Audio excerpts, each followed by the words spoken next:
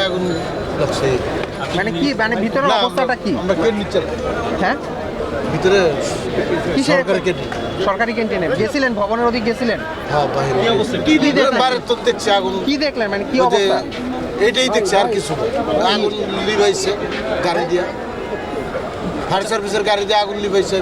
ভিতরে কি কার্যক্রম স্বাভাবিক চলছে বিভিন্ন মন্ত্রণালয়? হ্যাঁ কাজ চলতেছে, কাজ চলতেছে। ওকে, অনেক ভবনে শুনছি যে হচ্ছে বিদ্যুৎ সংযোগ বিচ্ছিন্ন রাখা হয়েছে নিরাপত্তার স্বার্থে, এরকম কি? না এরকম কোনো কিছু শুনি না।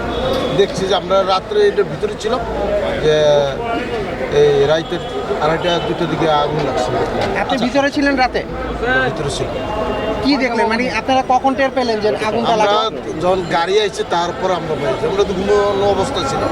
আগুন লেগেছে কয়টা ভবনে? একটাই কোন ভবনে? 7 নম্বর ভবন, 7 নম্বর।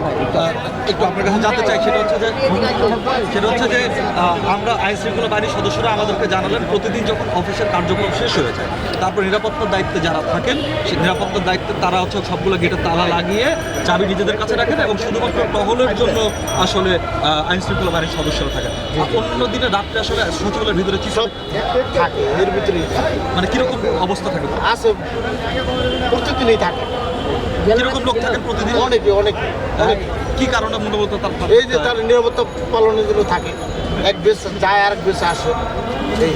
আচ্ছা আপনি তো রাত্রে ছিলেন, মানে কোনো সন্দেহভাজন লোকজন বা না না এরকম কোনো আমরা কোনো পাই না, আমরা জানি না। খবরটা